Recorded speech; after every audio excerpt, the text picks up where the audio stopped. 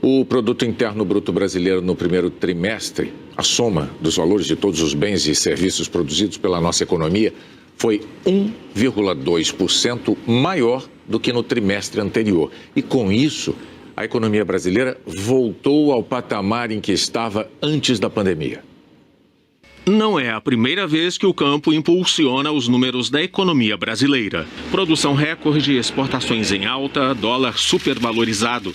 A soma que deu à agropecuária um crescimento de quase 6% no primeiro trimestre deste ano em relação aos últimos 3 meses de 2020. Na mesma comparação, outros setores importantes também apresentaram taxas positivas com números mais modestos. Indústria, 0,7% e serviços, 0,4%.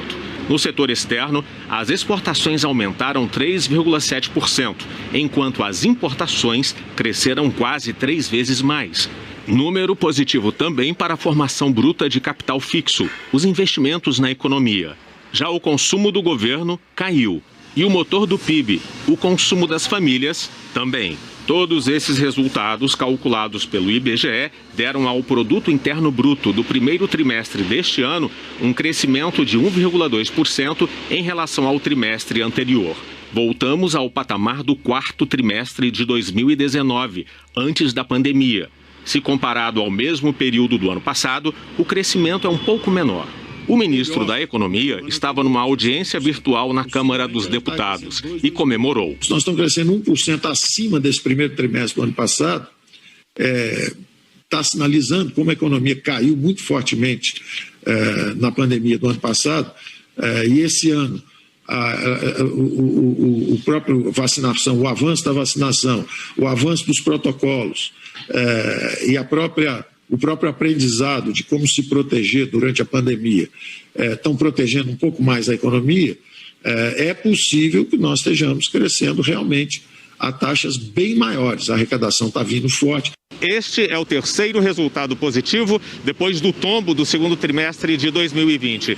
Mas a inflação foi de 2, 3, 8% só.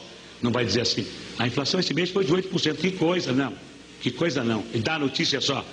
Mas os economistas ressaltam que esses números precisam ser analisados com cuidado. É que eles revelam um comportamento bastante desigual da economia.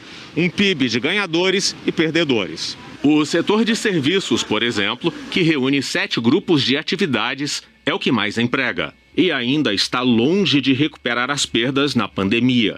Dentro desse setor, uma área que exige trabalhadores qualificados cresceu mais de 5%. O Luiz Felipe é o fundador de uma empresa que criou e vende um programa de computador. Só este ano ele contratou 27 novos funcionários e não foi fácil. O profissional brasileiro pode estar trabalhando daqui para uma empresa nos Estados Unidos ou na Europa, em qualquer lugar do mundo. Então isso tem tornado o mercado muito aquecido e hoje realmente é difícil a gente conseguir contratar talentos. Bares, restaurantes, hotéis, salões de beleza também estão no setor de serviços, mas no grupo que teve queda superior a 7%. E esse segmento emprega em torno de 1/3 de toda a população no Brasil. O que a gente tem observado nesse início de ano, nesse primeiro tri, uma recuperação do PIB até mais forte, mas o crescimento do emprego, principalmente o emprego de baixa qualificação, o emprego informal, ainda muito atrás. E a taxa de desemprego não subiu tanto porque as pessoas deixaram de procurar emprego. Então o desafio será não só crescimento econômico, mas também geração de emprego e renda. Exatamente o que falta para o Carlos Antônio. O último emprego dele foi num supermercado e ele procura trabalho há meses. Que aparecer, eu vou de servente, de pintor, não importa a hora, não importa o lugar, qualquer hora eu vou.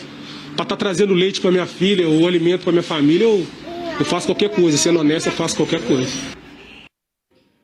No início do ano, o crescimento da indústria brasileira foi alimentado pela recuperação de outros países, como a China e os Estados Unidos. Nesta fábrica de portas e janelas de alumínio na Grande São Paulo, o trabalho está quase no ritmo de antes.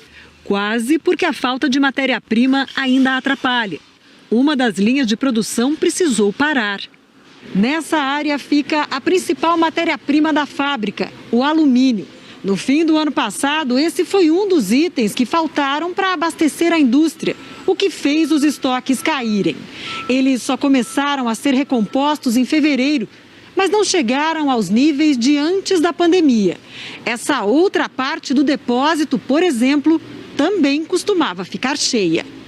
É retomada, mas é aos pouquinhos. Teve pedidos nossos que eram entregue com 15 dias inteiros e passaram para 90 dias, né, o prazo de entrega.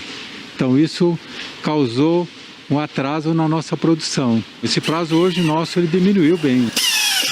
No primeiro trimestre, a indústria brasileira cresceu 3% na comparação com o mesmo período do ano passado e 0,7% na comparação com o último trimestre de 2020, quando o aumento foi puxado principalmente pela indústria extrativa e pela construção civil. E a indústria de transformação, que faz produtos a partir de matéria-prima, foi a única com desempenho negativo. Este economista que acompanha a indústria diz que a recuperação econômica de outros países contribuiu para esse resultado. Aquilo que melhor se saiu, não é esse eixo vinculado a essa atividade primária exportadora, que reflete muito mais avanços na recuperação no restante do mundo do que propriamente da economia brasileira. Há também outros fatores não tão nobres, né, como um lockdown menos rígido, agora no início de 2021, do que no início de 2020. Né?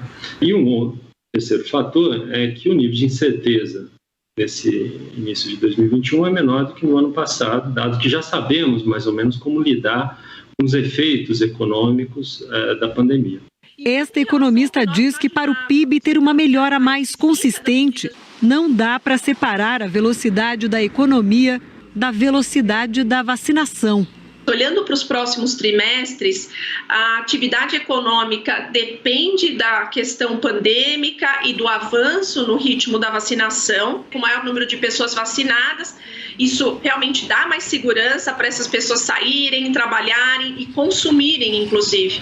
E é a partir disso, dessa maior normalidade, é que a gente deve observar a atividade econômica ganhando mais impulso. O presidente Jair Bolsonaro publicou numa rede social a seguinte mensagem, abre aspas.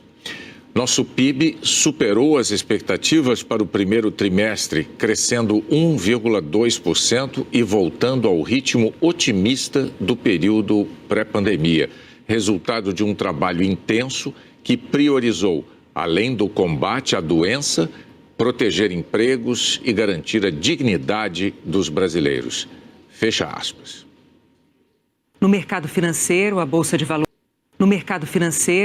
Valores brasileira subiu 1,63% e registrou um novo recorde de pontos. A cotação do dólar comercial caiu para R$ 5,14.